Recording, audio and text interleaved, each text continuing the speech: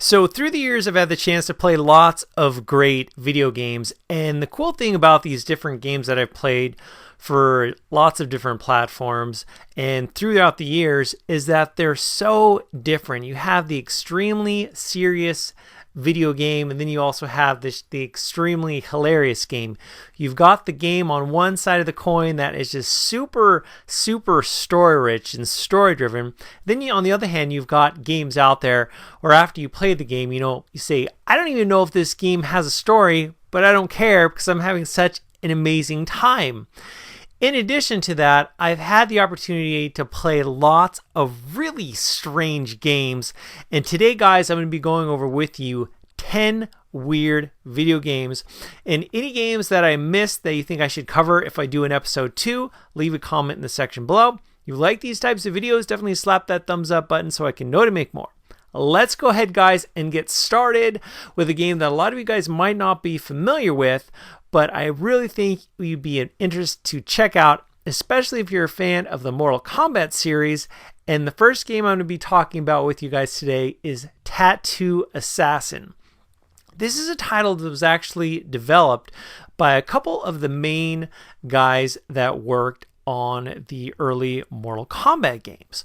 And this game is just so bizarre and so over the top. It definitely has a look and feel and just presentation as the Mortal Kombat games. The difference between the Mortal Kombat games and this one, although, is that Tattoo Assassin, not only do you have fatalities, but there's actually thousands of different fatalities and ways to finish your opponents. And also, which is really bizarre and weird, whereas it has that Tattoo Assassin name, one of the ways you can finish your opponent is by using your specific and special tattoo. Your tattoo, well, let me give you an example. For instance, here is a fighter who is an ice skater. Yeah, you're going around the level fighting as an ice skater, and this is her finishing move. I thought you could fight. Carla wins. Tattoo. When you finish a character using your tattoo, it says you've been tattooed. Unfortunately, this game actually wasn't fully released. There are several different arcade cabinets out there. I could definitely see this one down the road. Granted, it's not the best fighting game of all time, but it's definitely something different, something super strange, and one that I wanted to share with you guys. Okay, so next up is actually a game that was released years and years ago. Of course, with the success of Tetris, the developer or the man responsible for Tetris, he had another game that he wanted to bring to the world. And not only was it released in arcades, but it was released on home consoles as well. So a lot of you guys might be thinking, well, of course there was Tetris 2 and lots of other different Tetris games.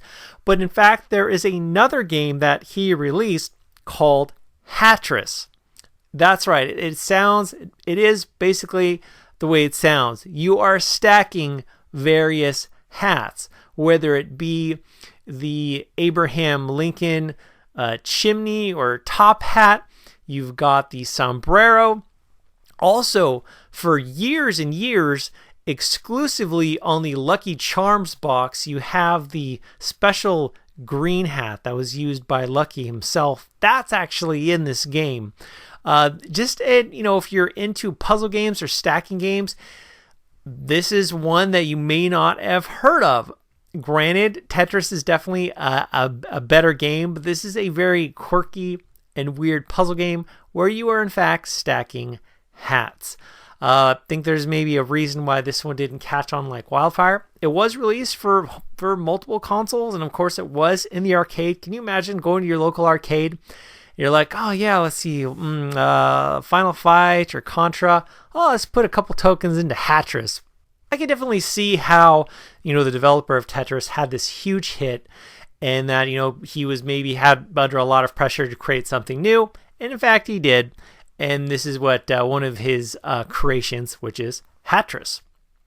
Okay, next up is a title. Now, years and years ago, there was a very popular game that came out in the arcades and also home consoles. It was called Pit Fighter. It was a fighting game, and it had realistic visuals to it.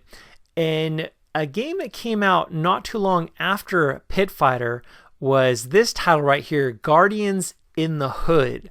And at the time, the game looked very real, very lifelike. Instead of a straight up fighter, this is actually a beat 'em up.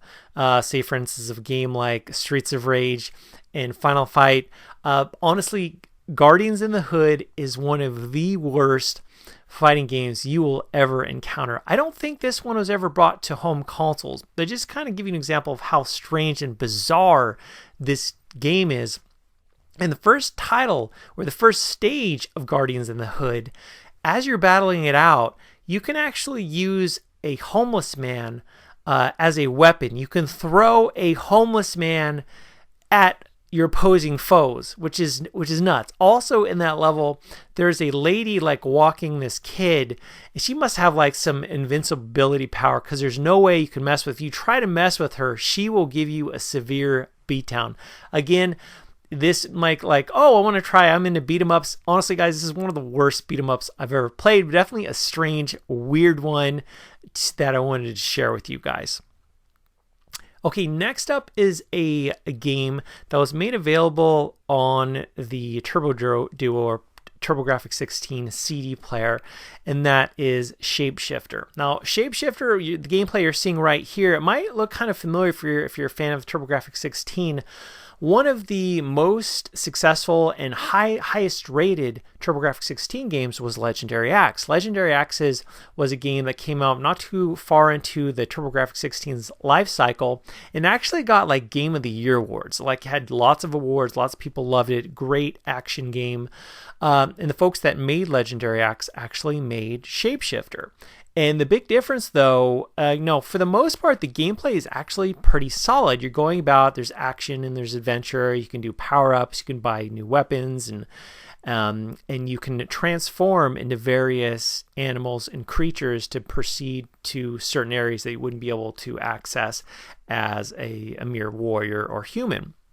What makes this one so bizarre and weird for me personally is some of the voice acting. Now let me just clarify. Some of the voice acting is actually quite decent and isn't that bad. And this is a game that was released around 25 years ago. Of course, this was released around the time that the Genesis and Super Nintendo had real voice acting, like something that the Genesis, Genesis, of course, had the Sega CD, but the Super Nintendo had nothing like this as far as voice acting went. And some of the voice acting, though, is downright bizarre and strange. Here's a couple clips of some of the voice acting for Shapeshifter. Come in, sit down and let me foreshadow the things that are to come.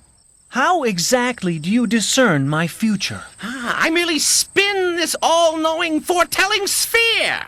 It is within its dark depths that the future is foretold to me. I think I shall take a pass today, Prophet. Your future is of no interest then, so be it. Good day, warrior.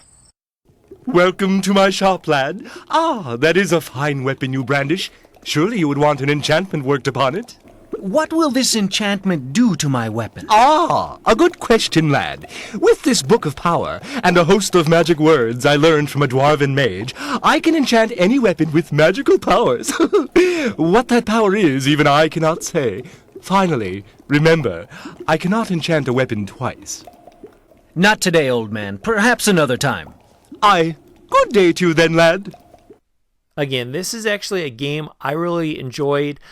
Played through it from start to finish as a teenager, and a lot of people don't really know a whole lot about it. The voice acting, there's lots of it. Some of it's excellent. Some of it is really strange and bizarre. Okay, so next up is a shmup, a very bizarre shooter. And make sure I'm reading this correct because I don't want to mess it up. It's Cho Aniki Samaru Protein Densetsu. Now, this series has been available on several other different platforms, and it revolves all around bodybuilding or bodybuilders going out to save the universe. The enemies in this game and in this series are super. Now, the gameplay you're watching is for the PS2. The sound effects are really weird. A lot of the enemies that you encounter are just strange and bizarre. They actually look good, for the time. You're like, oh, this is on the PS2. This looks pretty good. But a really bizarre, weird shooter with just, I don't know, this strange focus and emphasis on bodybuilding. In the title for the PS2, it has the word protein in it. Of course, bodybuilders today, it goes hand in hand with lots of protein to get massive gains. But if you're a fan of quirky, bizarre shooters, you should definitely check this one out. Okay, so next up is a really bizarre action game. It's called Trio the Punch, Never Forget Me.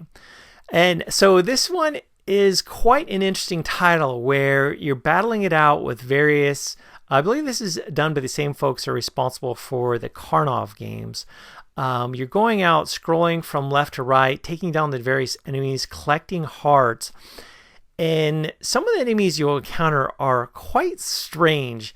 At one point in the game, there's like this pink ram or pink sheep that's coming at you. And then all of a sudden, these baby pink rams or baby pink sheeps start coming out, spawning out, and start being tossed or coming at you at all different directions. If you happen to die and you want to use a continue, it has kind of like this statue. And if you press start, it has this like weird crossed out eyes, bizarre face. It's a really strange action game. I guess I can call it an action game. It's kind of hard to put my finger. The gameplay is quite weird in the sense that there's shooting and you can shoot out ninja stars. You can slice with your sword or knife, but then you can actually bounce and hop not only on the weapons, but also the bullets as well. A real strange game that I think a lot of people don't quite know about, but I thought it'd be really interesting to talk to you guys about today. Okay, so next up is a really interesting beat 'em up game, and that's Polyrula. This is a game that was released on the PS1, Saturn, and also in the arcades.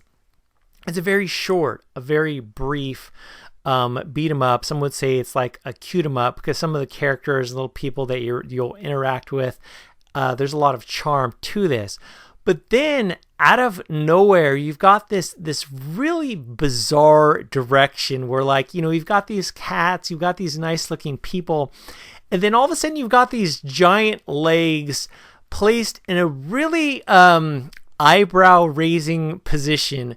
And then also, granted, this is a game that you can beat in around 30 minutes or less. Then out of the blue, with all these cute little animals and people, you've got these giant digitized faces just coming at you. Really bizarre, really weird. I'm a huge fan of beat 'em ups. Well, I'm going to talk about at least one more in this video. This is one of the most strange beat 'em ups that I've ever played, and I wanted to definitely share with you guys today.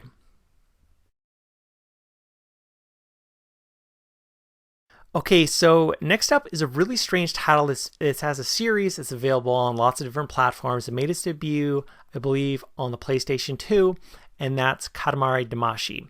Now, Katamari Damacy, I believe in Japanese, it means a clump spirit or spirit clump. The story is quite strange. The king of the cosmos, he goes on this drinking binge, this drinking rage. He knocks the stars and a lot of constellations out of their place, so he sends his son, which is you, his prince, to the world to gather up resources and materials to be able to help maneuver and bring back the constellations and stars where they need to be. So what you do is you've got to start off with this little ball, little clump, and you start rolling over stuff, like anything you can find, like fish or pencils or anything on the floor.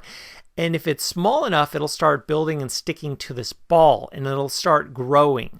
And you start picking up all kinds of stuff.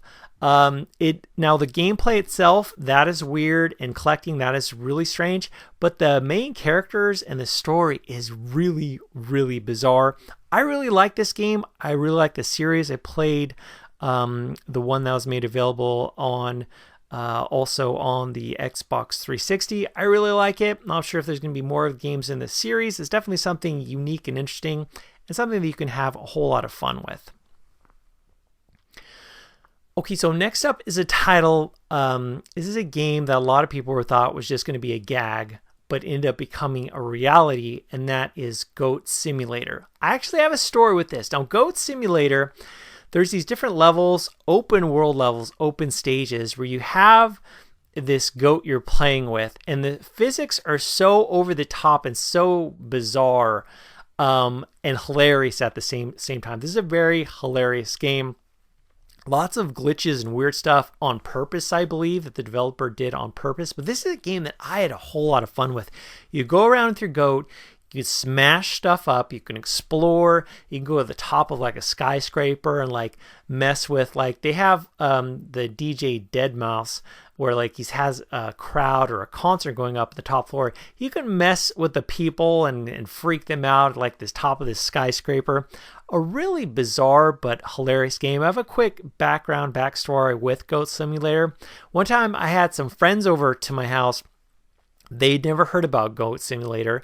I said, hey guys, I've got some great news. I have a game that we can play 4-player co-op with, split screen. And Goat Simulator, I played 4-player split screen with Goat Simulator.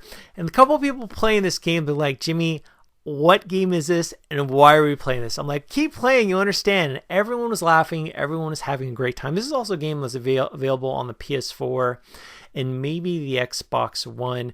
I first got to play it when it was released on Steam, and I've just had a whole lot of fun with Goat Simulator. I like games like this, super quirky, super bizarre. If they're fun, I'm up for it, regardless of how wacky or bizarre it is. Okay, so the final game I'm going over with you guys is actually quite an excellent beat 'em up. And that title is Ninja Baseball Batman. Now, this is a game actually that did quite poorly, at least in North America. There's just like a handful of arcade cabinets that were released for this title. I don't think it was ever released on consoles. I did talk about this title on the channel of Metal Jesus Rocks when we talked about different arcade games, because I think this arcade game is quite excellent and a whole lot of fun. It has you can play it with up to 4 players at one time. You're going around and it's very sports centered, where you go around with your Ninja Baseball Batman player, taking out different people, fighting not only characters, but also like baseballs and baseball bats. At the end of one of the stages, there's a boss battle where you're in this plane, kind of cool, you're up in this plane, and the boss battle inside of this giant jet happens to be a plane. So you're battling it out, you're fighting with a plane inside of a plane, kind of has that exhibit feel to it. But this one is quite excellent. The visuals even look fantastic today. This is a great game, just fun, pick up and play. Very bizarre, very weird, but a whole lot of fun. Well, guys, there are 10 weird video games I wanted to share with you guys today. Any games you think I should cover for the next episode, leave a comment in the section below. As always, guys, thanks so much for watching. I'll talk to you later.